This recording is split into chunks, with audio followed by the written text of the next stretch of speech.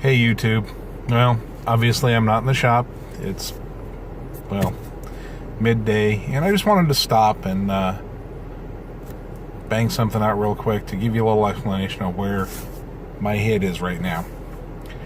I'm considering, instead of adding the shelf for the trash can separator, I'm actually considering getting rid of the 55-gallon side inlet theme separator, the one for the dust collector, and instead going back to an internal baffle type separator, a theme baffle in the dust collector inlet ring itself.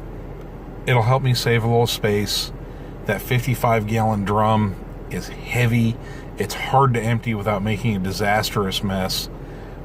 If I go ahead and go back to the inlet ring, yeah, I'm gonna be sucking large things into the impeller, but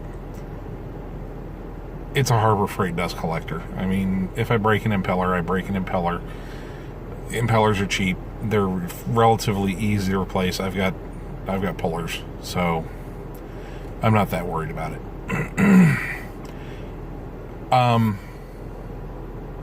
On top of that, and if I get rid of that thing, I eliminate the need to have the trash can separator up high. On top of that issue, I ran into a problem with the sharpening station design.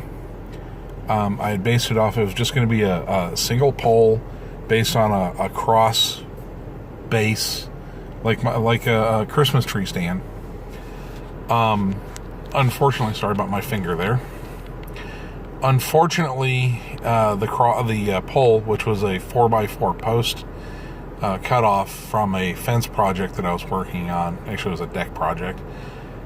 The problem is that the cutoff I was working with, I'd stored it in the trunk of the car through the Texas summer heat, and it split really bad. I can't use that post for this project. Not sure what I can use that post for. It's pressure treated. I'm not even sure I can use it for firewood.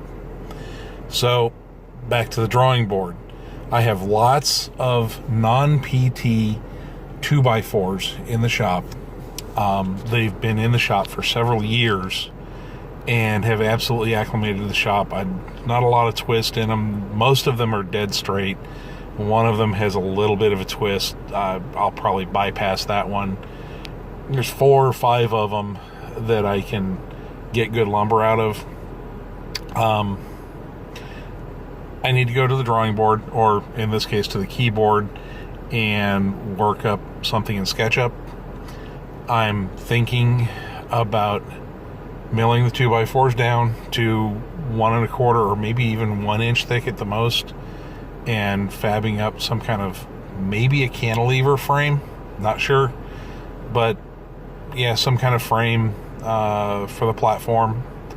I just need a platform to mount the 8-inch Ryobi grinder and the Wolverine jig, and I need basically stowage pockets beneath to store the jig pieces. The fingernail jig, all those parts. And it needs to occupy as little floor space as physically possible in the shop.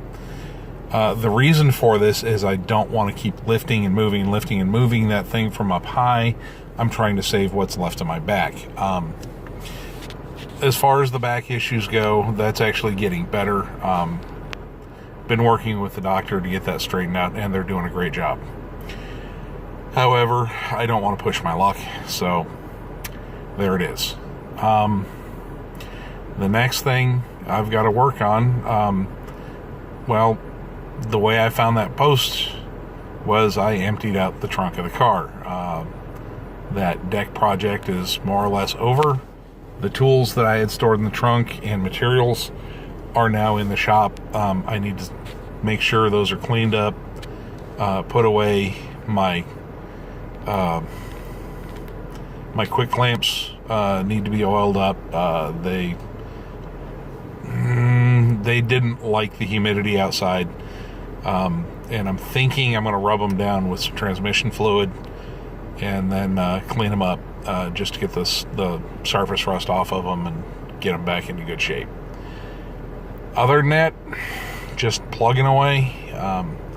I've got projects I need to be working on.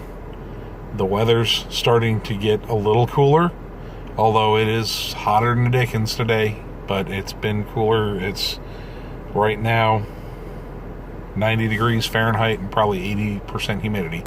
We're still not out of hurricane season, so still got plenty to worry about with this year, but yeah, we'll see how we go. Anyway, got a lot to do, and I'm off early today, so I've got a lot of running around I got to do. I'll talk to you guys later. Have a good one. Stay safe. Be blessed. Enjoy your shops.